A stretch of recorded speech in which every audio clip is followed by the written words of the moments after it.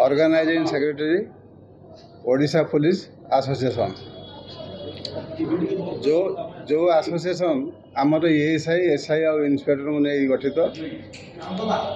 ये एसोसिएशन दीर्घ 1938 मसीह आज पर्यंत निरवच्छिन्न भाव में गति कर अनेक बाधा विघ्न आम सहीचु, अनेक दुर्दिन भी देखीचु, अनेक भल दिन भी देखीचु। ता भर आमर जो मैंने वरिष्ठ अधिकारी अच्छा से सहित अनेक समय आम आलोचना करूँ, सफल भी होइचु एवं अनेक क्षेत्र में आम विफल भी होइचु। किंतु संघ निरवच्छिन्न भाव में गति कर चलती एवं चालू आज ये जो प्रेस मीट रे मु आपण मानक माध्यम रे कहवा को चाहे जे भरतपुर रे जो इश्यू हैला जे से इश्यू को नहीं कि आम गभीर मर्माहत। घटनार अंतराल कौन अच्छी से कथा समस्ते जानते एवं समस्ते उपलब्धि कर सारे जे से किए दोषी और किए निर्दोषी। मु किंतु से पार्ट को जावाक चाहूनी। मु या ही कहवा चाहे आपण मानक माध्यम रे मु मान्यवर ओडिशा सरकार आ मान्यवर डीजीपी महोदय को विनम्र निवेदन करने को चाहे जे जेहेतु वर्तमान से केस तदंत सापेक्ष एवं तदंत वर्तमान चालू रही। तदंत चलुला बेले आमर 4 जन पुलिस ऑफिसर आउ जन कॉन्स्टेबल को सस्पेंड करदेवाटा जे आमे कहीं सहजरे ग्रहण करना।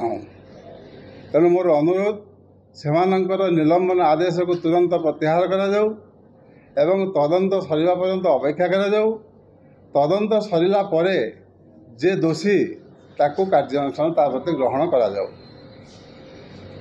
बाकी रहिला जे सेदिन जो घटना घटी से घटना को समस्ते देखि सारी विभिन्न वीडियो माध्यम से बाबद अधिक किसी कहवा मु कहीं ठीक भाव में मन करूनी। तेणु मुझे कहबी जे तुरंत मो लोकों ऊपर निलंबन प्रत्याहार करा जाऊ एवं तदंत सरिबा पर्यंत अपेक्षा करा जाऊ।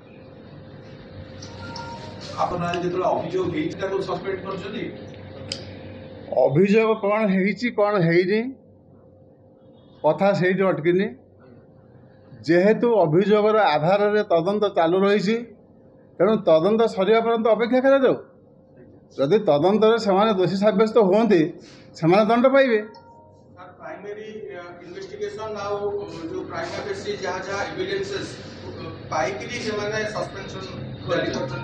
ना मु कहीं से एकमत आदौ नुह कहीं जे प्राइमा फेसी एवं प्राइमेरी तदंत जे केबे सठिक भाव में जानी हेनी। जदि सेमिति जानी होता ताले विभिन्न टीम बर्तमान तदंत कौन पर कर तेणु तदंत सरिबा पर्यंत अपेक्षा करा जाऊ।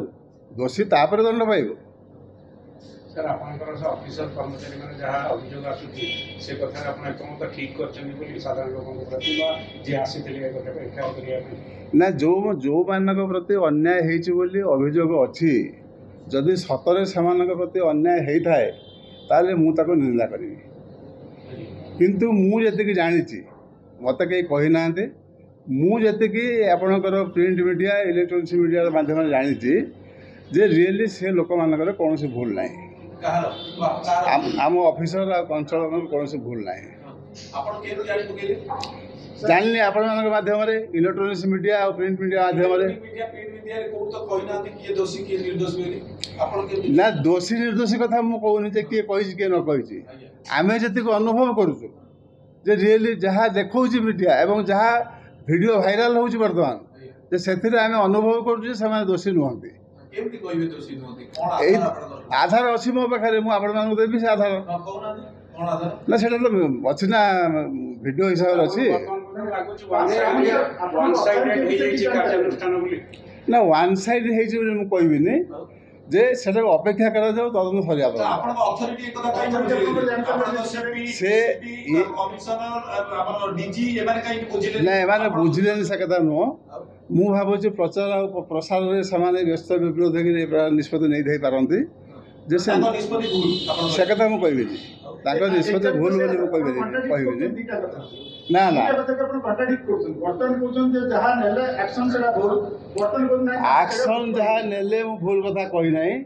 ମୁଁ କହିଛି ଯେ ତୁରନ୍ତ କିଛି ଆକ୍ସନ୍ ନିଆ ନଯାଉ, ଯେ ତଦନ୍ତ ସରିଲା ପରେ ଯଦି ସେମାନେ ଦୋଷୀ ତାଙ୍କୁ ଦଣ୍ଡ ଦିଆଯାଉ। କେମିତି ପ୍ରୋସେସ୍?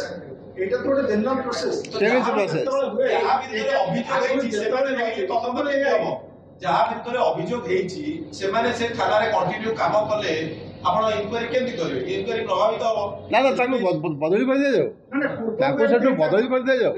ଯଦି ଆମ ପାଖରେ ଯାହା ଖବର ଅଛି ମିଡିଆ ପାଖରେ, ଡିଜିପି को एक खबर मिलला परे से इमिडिएटली क्राइम ब्रांचर ना ऑफिसर द्वारा ताको प्राइमरी इंक्वायरी करी इंक्वायरी रिपोर्ट 24 आवर भीतर जाईची सनी डीजी को पास on the basis of that inquiry report DGP has suspended some officers जो प्रथम हो जे इंक्वायरी रिपोर्ट बिना इंक्वायरी रिपोर्ट कराई ना जदी इंक्वायरी रिपोर्ट हेइची तापर तदंत चलची तदंतरे जदी सामान्य निर्दोष प्रमाणित होंती ताले सामानक ऊपर निलंबन प्रत्याहार कर निया जीवो।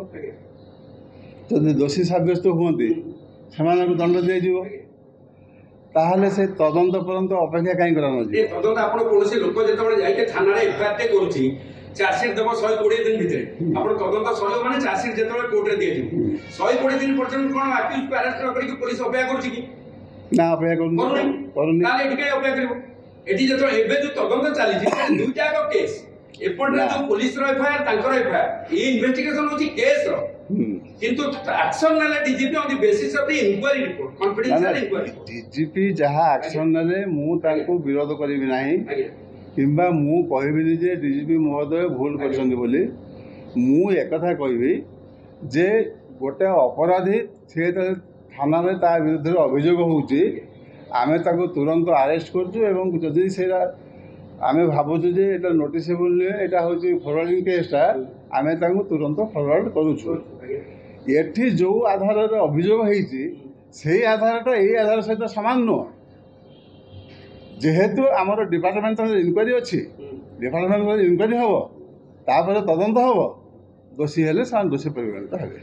तो थाना रे जहां व्यवहार हेची वर्तमान पर्यंत आपण जहां देखुछन हाँ सेतिपई आमर police team crime branch team एम तदन कर जरा अभियोगकारी जेतबे थाना को आसुची राति 1टा ରୁ 6टा पर्यंत आज्ञा ता अभियोग को रखिलेनी एवं जे क्राइम करथिले ताको पाखु पुलिस गलानी एति सब अभियोग होची ना ना सेमिति नो अभियोग रखिलेनी पुणी एते कथा केमिति हला तांको अभियोग से रखिचंदी तांको अभियोग से रखिला परे से जो भली भाव में व्यवहार देखैचंदी आम से जो अधिकारी को जे सेटा से तांकर उपरिस्थ अधिकारी को जणैचंदी से आसीचंदी तांको सहित कथा हेइचंदी किंतु से कथा तांको भल लागिनी से ताको नेकरे तांको विरुद्ध अभियोग करछंदी मो प्रश्न सेठी नहीं मो प्रश्न अभियोग जदि हेइची पुलिस कर्मचारी को विरुद्ध रे तांको दंड मिलवा दरकार किंतु तदंत पर दंड मिले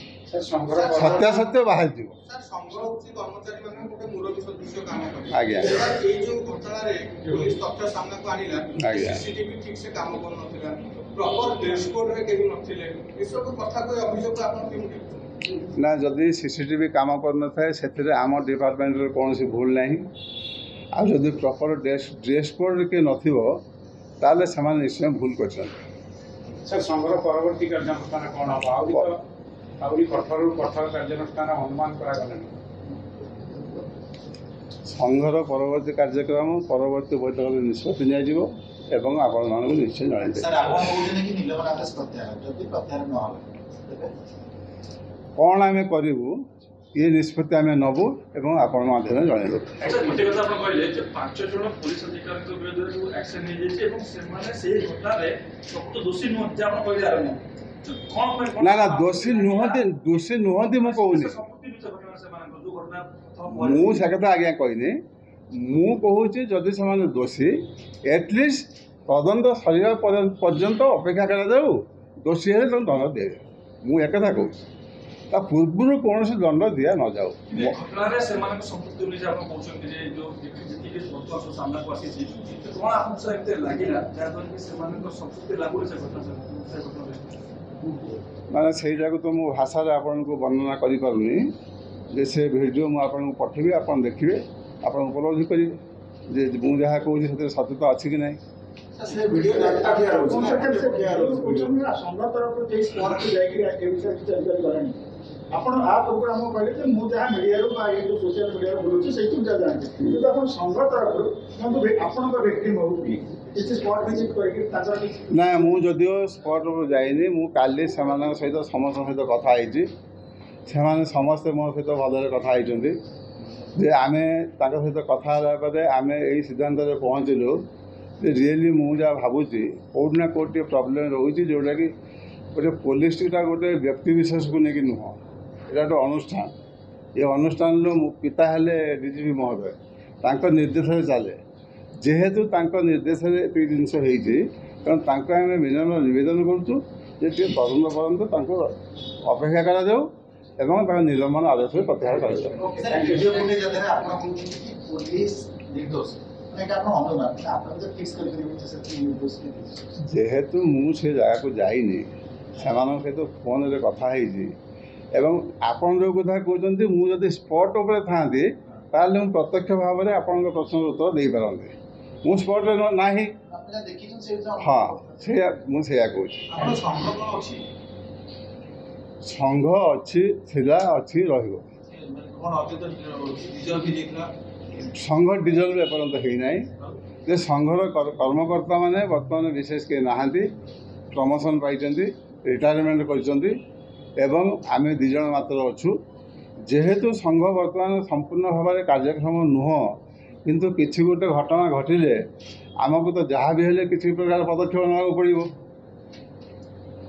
ଏବେ ଯେଉଁ ଲେଭେଲର ଇନକ୍ୱାରି ଡିରେକ୍ସନ ହେଇଛି କ୍ରାଇମ ବ୍ରାଞ୍ଚ କରୁଛନ୍ତି, ଆପଣ ସେଥିରେ ସେଇ ଇନଭେଷ୍ଟିଗେଟିଂ ବଡିରେ ସନ୍ତୁଷ୍ଟ ନା ଆଉ କିଛି ଭିନ୍ନ?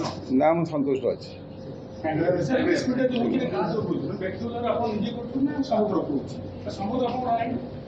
ସଂଘ ନାହିଁ ବୋଲି ଆପଣ କିନ୍ତୁ କହିଲେ, ମୁଁ ବା କହିଲି ସଂଘ ଅଛି।